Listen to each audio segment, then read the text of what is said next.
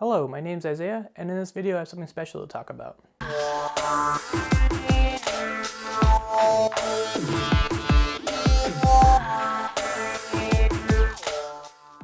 Alright, well, not so special. So I am here with my wife's computer, and she doesn't game too much, but she has a gaming card, and she has an i7 and everything like that. But recently I came across this issue of the CPU overheating, and I thought it was a little bit weird to see that. I've used the CPU before and this cooler before. While it's not the best cooler on the market, it gets the high 80s or so, it shouldn't be hitting 100 Celsius. That's telling me that the cooler is no longer doing its job. And now, this is the point of this topic today, is that I've seen this time and time again, is that people go on forums and say, why is my CPU at 90 Celsius? I have the thermal paste right, I have everything done correctly. And the real answer is you're using the stock cooler from Intel. And recently Intel has stopped including these coolers, especially for their i7 series and their high-end CPUs, because honestly their coolers aren't very good and they've never been good. And I think Intel's always just included them because AMD has, and AMD's been a little bit better on their cooling system. So this is what this is about today, is that my problem with this is it doesn't really function. I know it works. A lot of times you'll see the pins kind of come loose on the sides, and I'll show a close-up video of that. But in this case, the cooler is just fine. But that being said, it's an issue. You don't need the biggest cooler, so I have here this giant cooler right here, and you don't need to spend $100 on a cooler for the chip. I mean, it's understandable that it's no longer a new processor, it's a little bit dated, and buying a giant cooler to keep the temperatures down almost to the all-in-one coolers is kind of extreme for an older computer. Plus, the other problem is a lot of times these coolers don't fit in the cases. Now you can go to the extreme other side. Here I have a Cooler Master Evo, was it 212 or whatever, and it's oops, falling apart. And it's really decent. Unfortunately, I lost the actual fan for it, so this is just like a decoration now. But this is only $30. Sometimes you get it cheaper online. And something like this is all you need. You don't need to spend hundreds of dollars on a big cooler, especially to drop the temperatures down from 90 or above down to about 70 or so. But in this video, I'm actually going to use this Noctua, let's see here, NHU9S cooler I reviewed last year. It's been sitting in a box on the floor for last year, and I decided what better way to use it than actually put it in a computer that's going to be used every single day. So let's get started.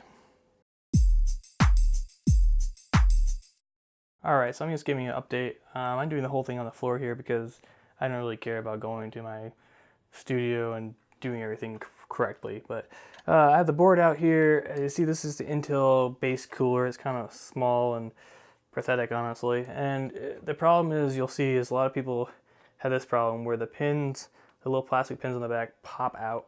And they're really easy to do. So if I just pop it loose like that and pop it out, it's out. So over here, it's just not doing anything at all. This is not the case in this one. It just happens to be that this cooler is just not working anymore appropriately. And like I said, this is a big problem I've come across with these kind of boards. Not boards, sorry. Coolers. And Intel has never been a great cooler maker. So let me install the new cooler and get back to you. Alright, so next update. I got the new cooler on, as you see here, and it fits perfectly. It doesn't actually interrupt any of or hit the memory or have space through the video card or anything like that. And I realized this actually is the same CPU and the same cooler I used before. Like I said, I had this one left over from the review, and I actually repurposed the CPU that I wasn't using in this board. So we're going to see what the temperatures drop to. I think it's going to be at least 30 Celsius lower than what it is right now. I know it's a smaller cooler, but it's still going to be way better than Intel. So let's find out. Alright, so now everything's said and done, I got this little dinky cooler off, and I know it's really small, and that's the problem, that they expect this to be able to handle 4 gigahertz or an overclock or whatever. Can't even cool itself. And so when I got the new one in here, I ran the same kind of benchmark. I did the Prime 95, and it ended up being that this is now maximum of 79 degrees Celsius, and then the fan kicks in and then it goes back down. So it has the built-in fan curve that I haven't changed yet. Says, when it gets about 80 degrees, start ramping the speed up, and then it curves down the heat. But that being said, this is amazing as far as going from something like this to this, and this is not very big and it's not warm. It's just that's what's necessary when it comes to these little Intel coolers. They're just not worth it. So I hope you enjoyed this quick video about Intel and their sad excuse for fans. And if you have a system at home similar to this, just open it up, see what you have inside of it. I mean, you don't have to have a gaming special case or anything like that, but if it's a pre-built or it's a computer that you built the first time around and you didn't really know the ins and outs of coolers and all that, or you didn't have money to spend and you just went with the the one that came with Intel, you're like, oh, they came with it, it should work.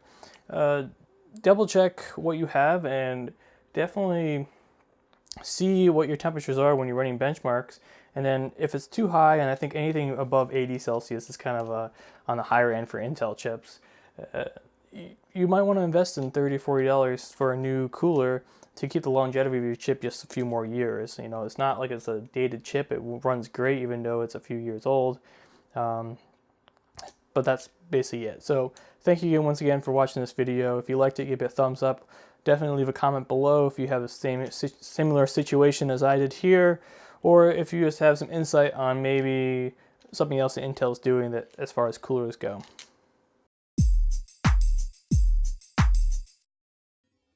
Alright, so I have this reassembled. Now I have Jessie here, and I'm going to ask her what is different about the computer. So Jessie, what did I change in the computer? Can you point to it? Was it this box right here? What box? That box? What is this box? A memory card? No, a processor? No.